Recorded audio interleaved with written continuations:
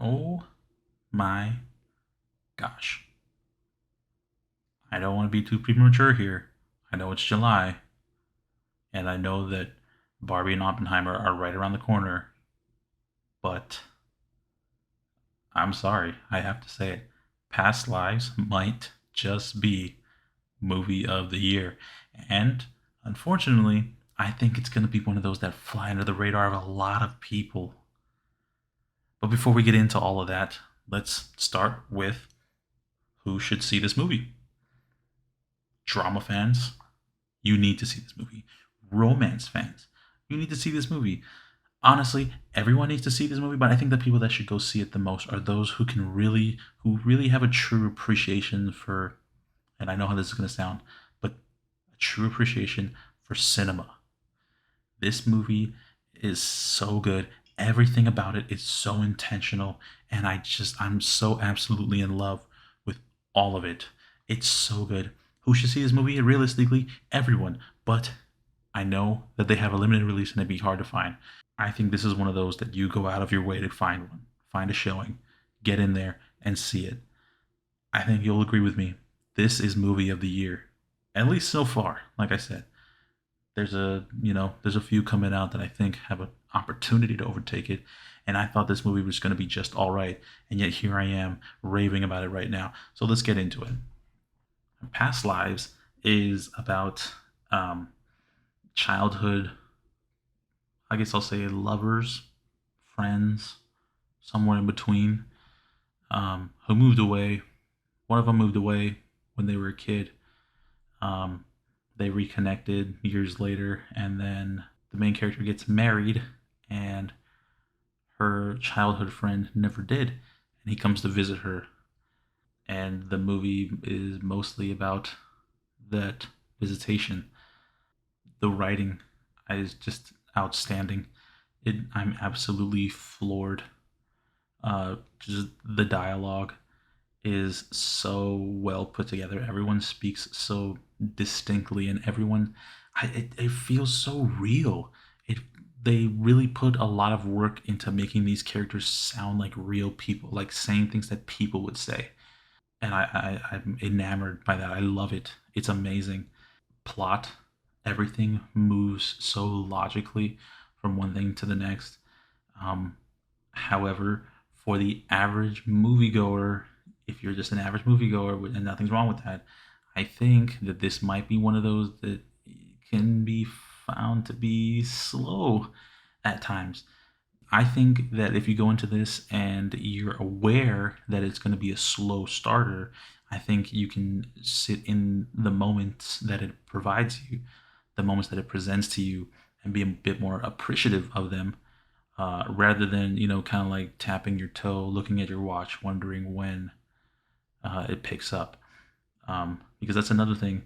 You kind of have to really be into movies, I think, to realize that this is really good fucking filmmaking.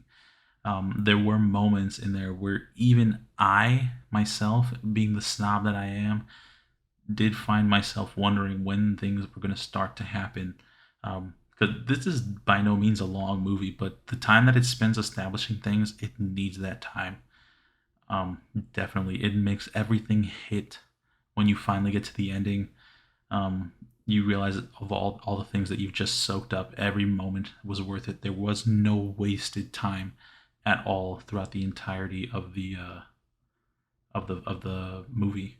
Honestly, also, uh, keep an eye out for simples. This movie is surprisingly accessible.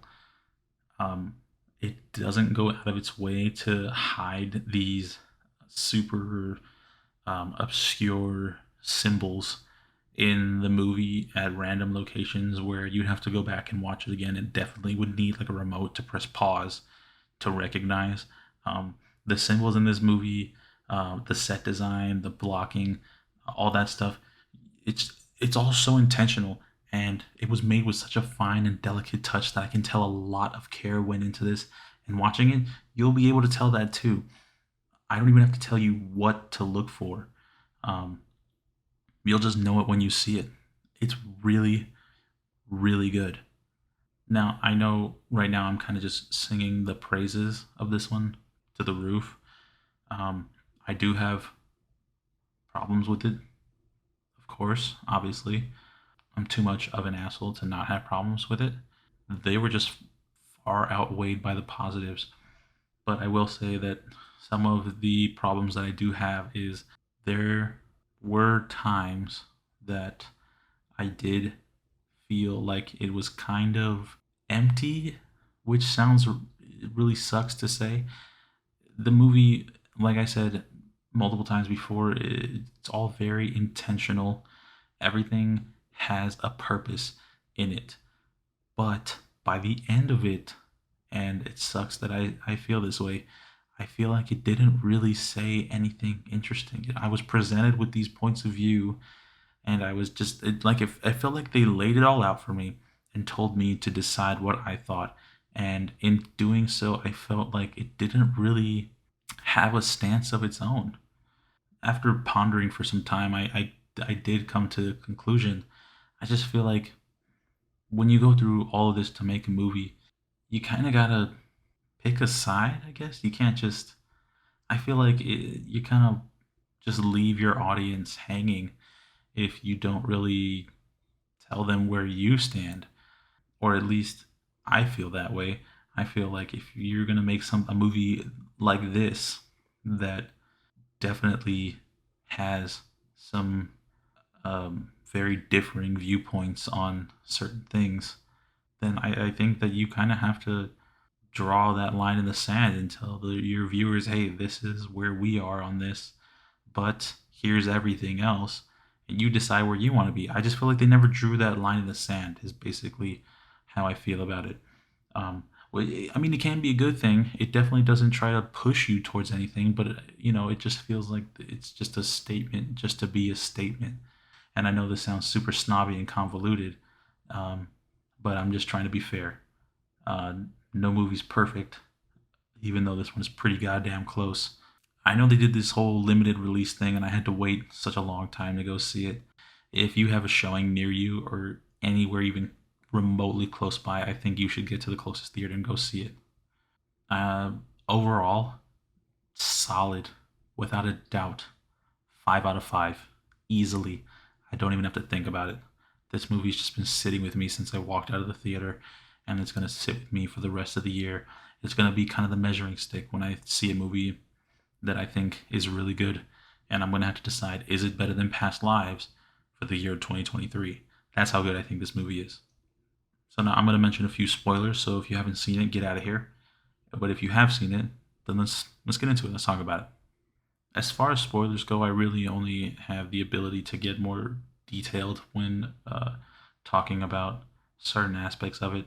For example, the symbols. I love the repeated callbacks to the statue that they were on their first date as kids, and I love that it broke that bar of separation between them. The statues had a tree right between them, and every time we see them mirror those statues, there's something in between them.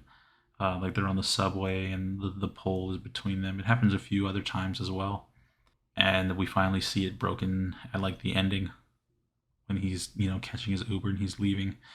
Um, this is one of those ones that has that ending where they just aren't together. And I think that if you're looking for some sort of happy ending where um, and the movie itself acknowledges it, that if you're expecting like her homeland uh, childhood sweetheart to come and sweep her off her feet from the evil white man, the movie itself acknowledges that that will not be the case here, and that's exactly how it ends up. They discuss the what inspired the title of the movie, "The Past Lives," the concept of Inyan, which is explained in the movie, so I won't waste my time trying to break it down here. Um, but it's such a beautiful concept when you think about it, because these two people were perfect for each other in a different life, and you can see that this is just one of the many layers. Like they say in the movie, it's one of the 8,000 layers that they need until they reach that life where they are together. Right now, her and her husband have completed those 8,000 layers, and she loves him. And I have to say, dude, this guy, man, what a guy. You know, he's such a good character. Clearly he's clearly thinking about the obvious, right?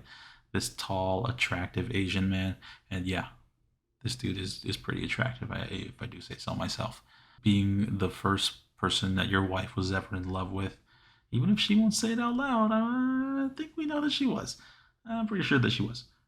Regardless, it was definitely hard for him, but this dude, he sticks it out. He's there for her.